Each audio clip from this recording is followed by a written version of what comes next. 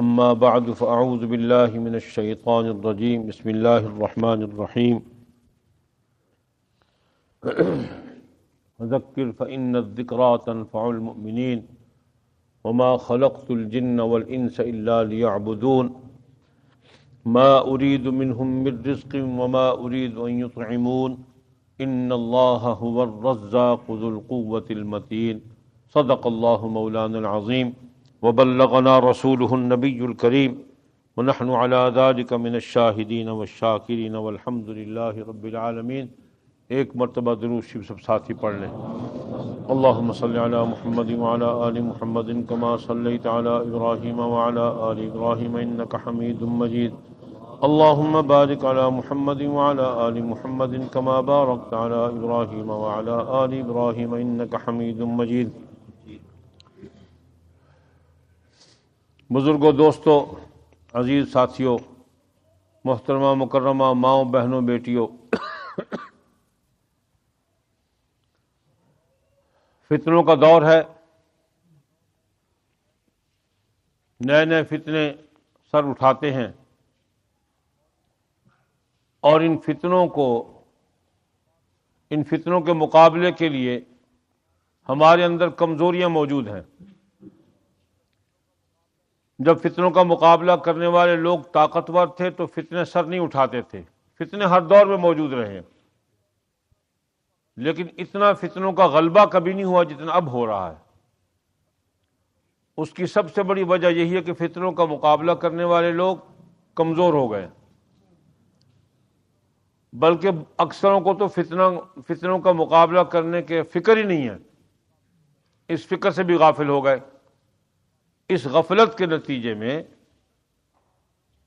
فتنے والے لوگوں کو طاقت مل گئی، عیسائی طاقتور ہو گئے، مرزائی طاقتور ہو گئے، سبی تبرعی طاقتور ہو گئے، منکرین قرآن طاقتور ہو گئے، منکرین حدیث طاقتور ہو گئے، ان کے مختلف شعبے بن گئے۔ پہلے ہم ایک پرویز کو روتے تھے، اب کوئی مسعودی بن گیا، کوئی عثمانی پیدا ہو گیا، وہ کسی کو مسلمان نہیں سمجھتے، نہ کسی کے پیچھے نماز پڑھتے ہیں، نہ کسی کو سلام کرتے ہیں، اور ہم ہیں کہ ہم غافل ہیں ہر لحاظ سے۔ یہ غفلت بہت بڑا گناہ ہے، اس غفلت کو ہٹانا چاہیے۔ نبی اکرم صلی اللہ علیہ وسلم کو اللہ رب العزت نے یہ جو میں نے آیات کریمہ تلاوت کی، ان میں 3-4 مضامین بڑے وسیع وسعت والے مضامین ہیں۔ اس مختصر وقت میں ان وسعت والے مضامین کو تفصیلی بیان کرنا میرے بس میں نہیں ہے، وقت ہوتا تو تفصیلی بیان بھی ہو جاتا، لیکن مختصراً اس مناسبت کے ساتھ بات سمجھانے کے لیے اللہ رب العزت کی توفیق اور اس کے فضل و کرم سے 2-4 باتیں عرض کرتا ہوں۔ اللہ تعالیٰ نے نبی اکرم صلی اللہ علیہ وسلم کو ارشاد فرمایا، فذکر فإن الذکریٰ تنفع المؤمنین، کہ جس کام پر آپ کی ڈیوٹی لگائی ہے آپ اس کام کو کرتے رہیے اور مسلمانوں اور مؤمنین کو نفع پہنچاتے رہیں۔ اللہ پاک نے ہر نبی کی ڈیوٹی ایک لگائی کہ لوگوں کو مخلوق کی عبادت سے ہٹا کر اللہ کی عبادت کی طرف لگائیں اور آخرت کی فکر پیدا فرمائیں اور نبوت کی اطاعت کا جذبہ پیدا فرمائیں۔ یہ ہر نبی کی ڈیوٹی رہی ہے۔ ہر نبی نے مخلوق کو خالق کے ساتھ جوڑا، اللہ کا تعارف کرایا، اللہ کی وحدانیت بیان کی، آخرت کا فکر پیدا کرایا کہ تمہیں مرنا ہے اور آخرت میں جواب دینا ہے اپنے اعمال کا۔ نبی اکرم صلی اللہ علیہ وسلم اور تمام انبیاء سب سے زیادہ آخرت کا فکر کرنے والے ہیں۔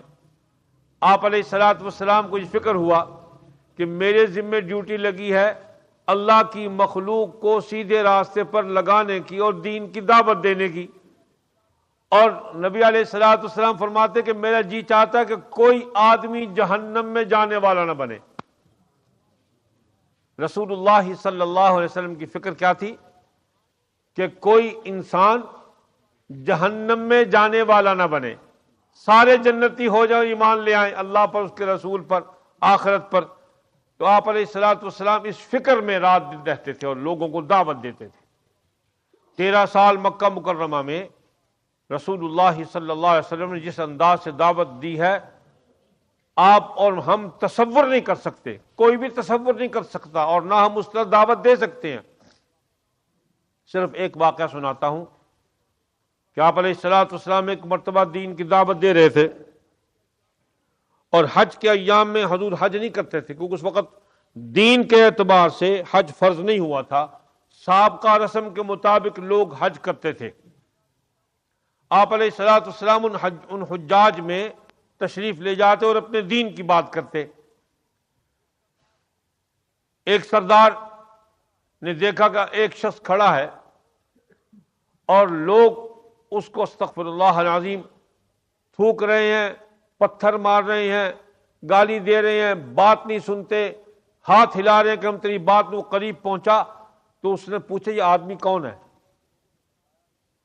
لوگوں نے بتایا یہ استغفر اللہ، یہ صابی ہے، صابی، دین بدل گیا ہے، ماں باپ آباء و اجداد کے دین کو چھوڑ کر اس نے نیا دین اختیار کر لیا۔ یہ قریشیوں کا ایک لڑکا ہے، نوجوان، استغفر اللہ، صابی ہو گیا۔ صابی، صابی کہتے ہیں نئے مذہب والے کو، بد دین ہو گیا۔ والصائبین قرآن میں آتا ہے نا۔ تو رسول اللہ صلی اللہ علیہ وسلم کی بات سننے کو تیار نہیں ہوتے تھے، پتھر مار رہے ہیں، تھوک رہے ہیں، اور وہی ساتھی بیان کرتے ہیں کہ آپ علیہ الصلوۃ والسلام بہت پریشان ہوئے۔ تو آپ کی پریشانی کو دیکھ کر سیدہ زینب سلام اللہ علیہا، آپ کی جو بڑی صاحبزادی تھی، وہ پانی کا کٹورا لے کر آپ کی خدمت میں حاضر ہوئیں۔ اس دعوت کے دوران آپ کی پریشانی کو دیکھ کر آپ کی لخت جگر سیدہ زینب سلام اللہ علیہا آپ کی خدمت اقدس میں حاضر ہوئیں، پیالہ پانی کا پیش فرمایا، پیش خدمت کیا، اور آپ صلی اللہ علیہ وسلم نے اس پانی سے اپنے چہرے مبارک کو دھویا اور چند گھونٹ نوش فرمائے، اور بیٹی کو آپ دیدہ ہوتے ہوئے دیکھ کر فرمایا بیٹی صبر کرو، یہ دن ہمیشہ نہیں رہیں گے، بیٹی یہ دن ہمیشہ نہیں رہیں گے، بیٹی کو تسلی دی۔ تو رسول اللہ صلی اللہ علیہ وسلم کو سب سے زیادہ انسانیت کی فکر تھی کہ انسان ہلاکت کی طرف نہ جائیں۔ اے کاش یہ فکر ہمارے اندر منتقل ہو جائے کہ ہم انسانیت کی فکر تو کہاں کریں گے، صرف اتنا ہی فکر ہمارے اندر پیدا ہو جائے کہ مسلمان ہلاکت سے بچ جائے۔ اللہ پاک نے فرمایا فذکر فإن الذکریٰ تنفع المؤمنین، آپ اپنی بات بتاتے رہیے، آپ اپنے بتانے کا حق ادا فرماتے رہیں، اس بات کا فکر نہ کریں کون قبول کرتا ہے کون قبول نہیں کرتا۔ کیسا؟ اللہ پاک نے اصول بیان فرما دیا نبی صلی اللہ علیہ وسلم کے طفیل، ہم سب کے لیے ضروری یہ ہے کہ ہم اپنے اس منصب کو نہ چھوڑیں، بات پہنچانا، دین سمجھانا، دین بتانا، اس کو نہ چھوڑیں، اس بات کے نتیجے سے بے فکر ہو کر کہ کوئی مانتا ہے یا نہیں مانتا، کوئی قبول کرتا ہے یا نہیں قبول کرتا، کسی کی اصلاح ہوتی ہے یا نہیں ہوتی، ہم اپنی ڈیوٹی پوری کریں کہ حق کو بتاتے رہیں اور باطل کی تکذیب کرتے رہیں۔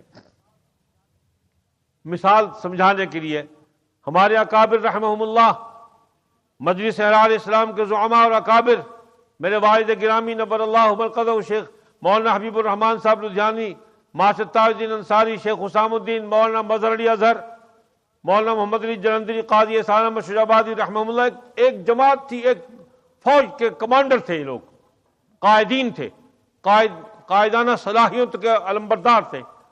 ان لوگوں نے پوری زندگی میں لوگوں کو بتایا کہ جس مقصد کے لیے پاکستان بنایا جا رہا ہے، اس مقصد کو وہاں تم نہیں پا سکو گے۔ تو کیا اس بات کو انہوں نے چھوڑ دیا؟ اب 55 برس سے لوگ یہی تانا دے رہے ہیں کہ دیکھو جی یہ مخالفت کرتے تھے، یہ مخالفت کرتے، اور یہ کوئی نہیں پوچھتا کہ مخالفت کیوں کرتے تھے۔ نقطہ ہے نا یہ کہ مخالفت کرتے تھے، جی احراری مخالف تھے، احراری مخالف تھے، وہ کیوں مخالف تھے یہ بھی تو بتاؤ۔ ڈیوٹی پوری کی۔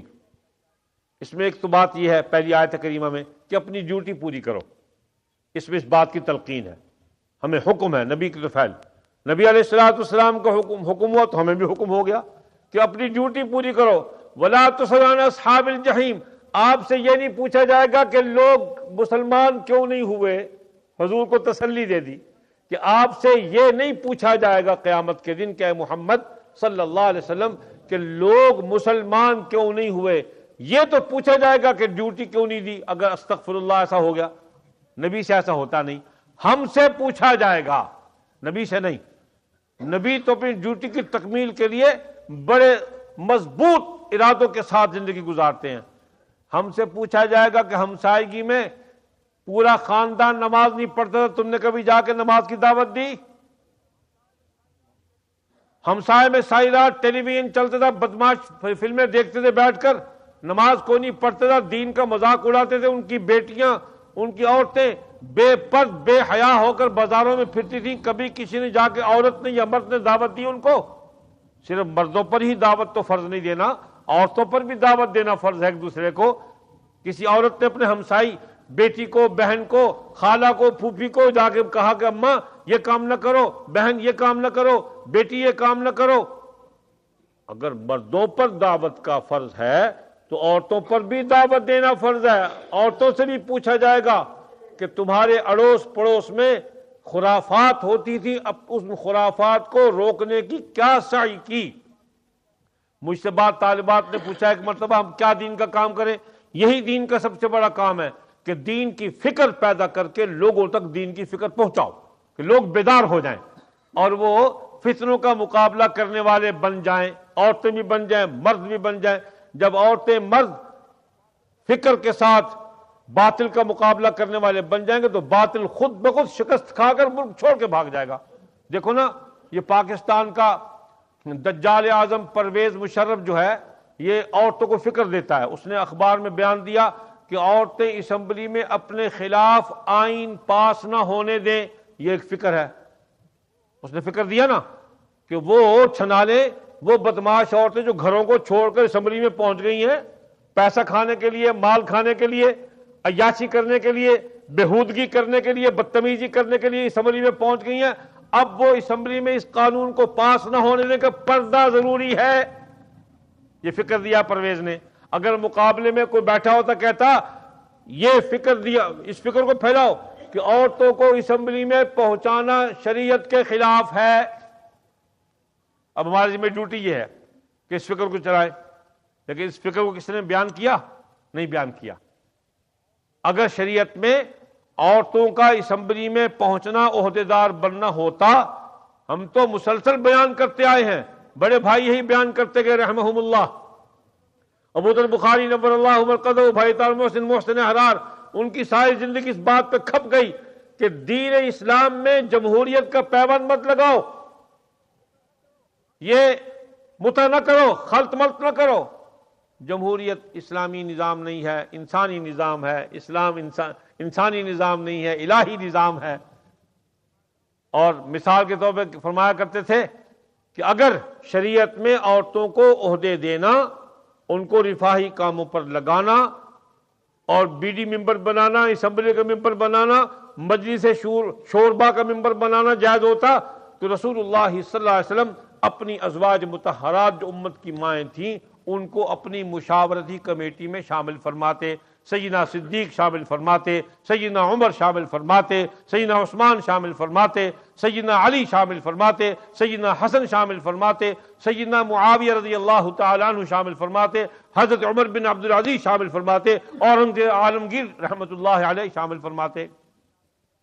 لیکن کسی بھی دین نافذ کرنے والے نے، کسی بھی خلیفہ نے، اسلامی خلیفہ نے ان عورتوں کو گھر میں رکھا، جس کے لیے حضور نے فرمایا کہ تم گھر کی ملکہ ہو۔ عورت کا مقام گھر میں بیٹھ کے دین کے کام کرنے کا ہے۔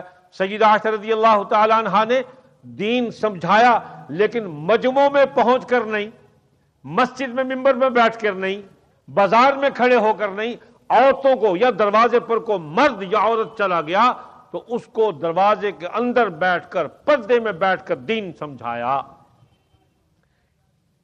ایک آیت تو، پہلی آیت کا مفہوم تو یہ بات آپ کو سمجھ میں آ گئی کہ ہمیں حکم فرمایا گیا کہ اپنا کام کرتے رہو، اس ڈیوٹی کو نہ بھولو کہ ہمیں دین پہنچانا ہمارے فرائض میں شامل ہے۔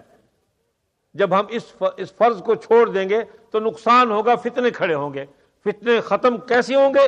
جب ہم دین پہنچانے کی فکر ہر شخص کے اندر پیدا ہو جائے گی۔ اور آگے فرمایا وما خلقت الجن والانس، دوسری آیت میں وما خلقت الجن والانس الا لیعبدون۔ اس میں عجیب بات ارشاد فرمائی کہ کوئی چیز بھی جب اپنے تخلیقی مقصد کو ختم کر دے گی تو وہ بیکار ہو جائے گی۔ مثلا یہ مسجد ہے، اس کے تخلیق کا بنانے کا مطلب جو ہے وہ عبادت ہے، مسجد میں نماز پڑھی جائے۔ جب یہ بت خانہ بن جائے گا، نعوذ باللہ من ذالک استغفر اللہ، یا گھوڑوں کا استبل بن جائے گا، گدھوں کا استبل بن جائے گا، تو یہ اپنی افادیت ختم کر بیٹھا۔ کوئی آدمی مکان رہائش کے لیے بناتا ہے، اس میں رہتا نہیں ہے، وہ پرندوں کے گھونسلے بن گئے ہیں، چڑیلیں آباد ہو گئی ہیں۔ اسی طرح اللہ پاک نے فرمایا وما خلقت الجن والانس الا لیعبدون، کہ بندوں اور جنوں کو پیدا کرنے کا ان کا تخلیقی مقصد کیا ہے؟ کہ میری عبادت کریں۔ اب ہم نے اس مقصد کو چھوڑ کر جو ہمارا مقصد نہیں اس کو تو اختیار کر لیا اور مقصد کو چھوڑ دیا۔ دنیا تھی ضرورت کہ آدمی روٹی کیسے کھائے، کپڑا کہاں سے پہنے، مکان کہاں سے بنائے، بیوی بچوں کے خرچے کہاں سے ڈھونڈے، یہ ضرورت ہے، مقصد نہیں ہے۔ مقصد تھا اللہ کو راضی کرنا، اللہ کی عبادت کرنا، مخلوق کو اللہ کی عبادت کی طرف راغب کرنا، ان کے دل میں خداوند قدوس کی عبادت کا احساس پیدا کرنا، ان کے دلوں کو گرمانا۔ لیکن مخلوق نے اس طرف توجہ ہٹا کر مال کمانے کی فکر شروع کر دی، اب یہ اپنے تخلیقی مقصد سے ہٹ گئی، اب تباہی کی طرف جا رہی ہے۔ وما خلقت الجن والانس الا لیعبدون ما اريد منهم من رزق وما اريد ان يطعمون۔ اللہ فرماتے ہیں میں تمہیں پیدا کر کے اس لیے نہیں پیدا کیا، تمہیں اس لیے پیدا نہیں کیا کہ تم سے میں روٹی کموا کے خود لینا چاہتا ہوں۔ مجھے تمہاری روٹی کی طلب نہیں، تمہارے پیسے کی طلب نہیں، تمہارے مال کی طلب نہیں۔ میں تو ان اللہ هو الرزاق ذو القوۃ المتین، میں تو خود بہت زیادہ تم کو روزی دینے والا زبردست ہوں۔ یہی بات فرمائی حضور صلی اللہ علیہ وسلم کو وَأْمُرْ أَهْلَكَ بِالصَّلَاةِ وَاصْطَبِرْ عَلَيْهَا لَا نَسْأَلُكَ رِزْقًا نَحْنُ نَرْزُقُكَ، کہ آپ کے ذمہ یہ بات ہے کہ اپنے اہل کو، مسلمانوں کو نماز کا حکم فرماتے رہیں، وَاصْطَبِرْ عَلَيْهَا، اس پہ مواظبت کرتے رہیں، لا نسألک رزقا، آپ اپنی ڈیوٹی پوری کریں، روٹی ہم آپ سے طلب نہیں کرتے، ہمیں یہ خواہش نہیں کہ آپ کما کے، یہ تو انسان کا کام ہے کہ وہ نوکر چاکر غلام اس لیے رکھتا کہ تاکہ اس کو کما کے کھلائیں۔ اللہ کو مخلوق سے کما کے کھانا مقصود نہیں، خدا تو کھانے پینے سے بے نیاز ہے۔ تو اللہ نے مثال دی ہے سمجھانے کے لیے وما خلقت الجن والانس الا لیعبدون ما اريد منهم من رزق وما اريد ان يطعمون، نہ کھانے کی فکر ہے تم سے، نہ کوئی مال کی فکر ہے۔ ان اللہ هو الرزاق ذو القوۃ المتین، اللہ پاک روزی دینے والا، طاقت والا، زبردست ہے۔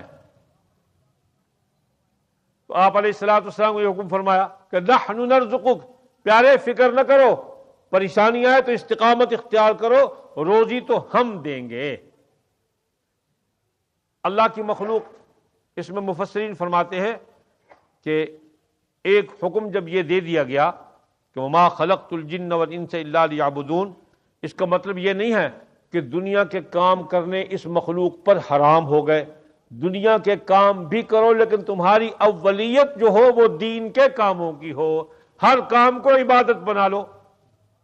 مثلا کافر بھی نکاح کرتا ہے نا، مسلمان بھی نکاح کرتا ہے، کافر کے نکاح کرنے کے نیت اور ہوتی ہے اور مسلمان کے نکاح کرنے کی نیت اور ہوتی ہے۔ کافر صرف لذتوں کے لیے زندگی کو اختیار کرتا ہے، مسلمان اللہ کی رضا کے لیے کرتا ہے، نبی علیہ الصلوۃ والسلام کی سنت کو پورا کرنے کے لیے کرتا ہے۔ کافر بھی کاروبار کرتا ہے، مسلمان بھی کاروبار کرتا ہے۔ کافر کاروبار کرتا ہے بڑا بننے کے لیے، مالدار بننے کے لیے، رئیس بننے کے لیے کہ لوگ مجھے مالدار کہیں۔ مسلمان کاروبار کرتا ہے مخلوق کو نفع پہنچانے کے لیے۔ پہلی آیت کے ساتھ اس کو جوڑ میں ڈالو، ساری زندگی انسان کو نفع پہنچانے کا فلسفہ چلتا ہے۔ اگر آدمی دعوت دیتا ہے اس کو دین کی تو اس کو نفع پہنچا رہا ہے، کہ اس کو جہنم سے بچا کر جنت کے راستے پر لگانے کی کوشش کر رہا ہو. حضور کو فرمایا گیا کہ نفع پہنچاؤ. فذکر فإن الذکریٰ تنفع المؤمنین، مومنوں کو نفع پہنچاؤ. جب ایمان لے آئیں ان کو سیدھے راستے پر چلاؤ، ان کو دین بتاؤ، آخرت کا فکر لگاؤ. تو مسلمان کو مسلمان کے لیے نفع پہنچانے کے لیے دو کام ہیں. ایک تو دینی اعتبار سے نفع پہنچاؤ، ایک دنیاوی اعتبار سے نفع پہنچاؤ. مال اس لیے کماؤ تاکہ اللہ تبارک و تعالیٰ کی بارگاہ میں ہم حرام کی روزی کے ساتھ نہ جائیں، حلال کی روزی کے ساتھ جائیں. تو یہ مزدوری بھی عبادت بن جائے گی. خلاصہ کلام یہ ہوا کہ ان دو آیتوں میں یوں فرمایا گیا کہ مخلوق کو نفع پہنچاؤ، ان کو ایمان کی دعوت دو، ان کو اعمال کی دعوت دو، ان کو دین کے کام کی دعوت دو، ان کو رزق حلال کمانے کی دعوت دو. یہ نفع پہنچانا ہے مسلمانوں کو. اور وما خلقت الجن والانس الا لیعبدون، اپنے منصب کو پہچانو کہ ہماری تخلیقی منصب کیا ہے. ہماری تخلیق کا منصب یہ کہ 5 وقت کی نماز اللہ پاک کی ادا کرنی، اور روزے رکھنے، مال حلال طریقے سے کمانا، حج کرنا، زکوٰۃ دینا، اور وقت آنے پر جہاد کرنا اور پیٹھ نہ پھیرنا. اللہ تبارک و تعالی ہمیں اس کی فکر عطا فرما دے کہ ہم لوگوں کو دعوت دینے والے بن جائیں. مجلس اعلان اسلام نے متحدہ ہندوستان میں اس وقت چونکہ انگریز کو نکالنا مقصود تھا، مختلف شعبوں میں کام کیا ہے، لیکن پوری قوت اپنی صرف کر دی انگریز کو نکالنے پر. لیکن تقسیم کے بعد ابا جی رحمت اللہ علیہ کی فکر نے، آپ کی سوچ نے، آپ کی بصیرت نے پوری جماعت کا رخ بدل دیا. فرمایا اب کام یہ ہے کہ پاکستان میں باطل قوتوں کو ختم کرنے کے لیے بنیادی کام کرو، اور سب سے پہلا مورچہ مسئلہ ختم نبوت پر گاڑ دو. اگر نبی علیہ الصلوۃ والسلام کی نبوت کی حفاظت ہو گئی تو دین سارے کی حفاظت ہو گئی. بھائی جان کا دور ہے، آپ نے فرمایا ختم نبوت کے ساتھ صحابہ کرام کا بھی دفاع کرو. اگر صحابہ کرام کا دفاع نہیں کرو گے تو نہ ختم نبوت بچے گی نہ دین بچے گا. اور صحابہ کرام کے دفاع کے لیے سب سے پہلے مورچہ سیدنا معاویہ رضی اللہ تعالیٰ عنہ کے دروازے پر گاڑ دو کہ معاویہ کی حفاظت کر لی تو پورے صحابہ کا گروہ بچ گیا، پھر کوئی کتا نہیں بھونکے گا. اور جب صحابہ کی حفاظت ہو گئی تو ختم نبوت کی حفاظت خود بخود ہو گئی، اس لیے کہ صحابہ ختم نبوت کے ہی ماننے والے ہیں، ان کا انکار ختم نبوت کا انکار ہے. تو یہ دعوت کا کام مجلس احرار اسلام کر رہی ہے، اور جماعت کی طرف سے نقیب ختم نبوت شائع ہوتا ہے ہر مہینے. الحمدللہ اس میں مضامین ختم نبوت کے، رد سبائیت کے، حدیث کے موضوع پر چھپتے ہیں. اب ہمارے ذمہ ڈیوٹی یہی ہے کہ ہم ادیان باطلہ کا رد کریں اور اپنے دین کا ابلاغ کریں، دین کو پہنچائیں. دکان پہ بیٹھے ہو، یہ دکان کی تبلیغ ہے. سچ بول کر خریدار کو مطمئن کرو، جھوٹ بول کر مطمئن نہ کرو. میں نام نہیں لیتا، ایک ساتھی کہنے لگا جب تک ہم جھوٹ نہ بولے گاہک جو ہے وہ پھنستا نہیں ہے. تم سے تو بانیہ اچھا، وہ کم ریٹ پر ساری مخلوق کا دل مو لیتا ہے. وہ کہتا ہے 1 پیسہ کماؤں گا لیکن بولوں گا سچ. وہ کافروں کے سچ بول کے سودا بیچتا، اور مسلمان کہتا ہے انہوں مولوی جی جب تک 95 نے دسو نا اس وقت تک 80 کا سودا نہیں لیندے. 95 بولو، اس پہ جھوٹ بولتے ہیں کہ خدا کی قسم 95 کی خرید ہے، بی بی جی تنوں گھروں پہ دینا ہے. ایڈا تو بی بی جی دا ماشاءاللہ تو خدمت گزار ہے کہ گھر پہنچایا کر جا کر وہ سودا. دکان پہ بیٹھو، رزق حلال کماؤ، رزق حلال کمانے کی دعوت دو. یہ تمہاری تبلیغ ہے، تم دعوت دے رہے ہو لوگوں کو. مثالی دکاندار بن جاؤ. لوگ مثال دے کہ وہ دکاندار جو ہے وہ جھوٹ نہیں بولتا، مسلمان ہے. اور یہاں تو دکاندار ہی وہ کہلاتا ہے جو جھوٹ بولے. ایک تاجر ہے، تجارت کے میدان میں سچ بولے. ملازم ہے، ملازمت کی بنیاد پر سچ بولے. ایک آدمی جس مشن پر موجود ہے، ڈیوٹی دے رہا ہے، وہاں اپنے آپ کو مسلمان ظاہر کرے. اللہ تبارک و تعالی ہم سب کو اس فکر کو زندہ کرنے کی توفیق عطا فرمائیں کہ ہم دین کی دعوت دینے والے بن جائیں، گھر کے اندر، ماحول کے اندر، گاؤں کے اندر، محلے کے اندر، اڑوس پڑوس میں دین کی دعوت دیں۔ اللہ تبارک و تعالی ہم سب کو رحیم۔ اور بھی جو ساتھی فوت ہو گیا ان سب کی نیت کر لیں۔ اللہم صلی علی سیدنا محمد وعلی آلہ وصحبہ بارک وسلم۔ اللہم انت السلام ومنک السلام تبارک یا ذا الجلال والاکرام۔ ربنا آتنا فی الدنیا حسنۃ وفی الآخرۃ حسنۃ وقنا عذاب النار۔ اے اللہ آپ کا پاک کلام تلاوت کی قبول فرما، اس کا ثواب ناصر محمود بن حکیم محمد صدیق اور بھائی عبدالحمید صاحب کے حق میں قبول فرما، اور جتنے مسلمان دنیا سے رخصت ہو گئے سب کے حق میں قبول و منظور فرما۔ اے اللہ اپنے شان کے موافق ان کو اجر عطا فرما، بخشش فرما دے، پاک کلام کی برکت سے اللہ ان کے درجات کو بلند فرما دے، ان کی قبروں کو جنت کے باغوں میں سے باغ بنا دے۔ ہم سب کو ایمان کامل، یقین کامل، اخلاص کامل عطا فرما۔ یا مقلب القلوب ثبت قلوبنا علی دینک، یا مقلب القلوب ثبت قلوبنا علی دینک، یا مقلب القلوب ثبت قلوبنا علی دینک۔ ربنا تقبل منا انک انت السمیع العلیم، وصلی اللہ علی سیدنا و مولانا محمد وعلی آلہ وصحبہ اجمعین، آمین برحمتک یا ارحم الراحمین۔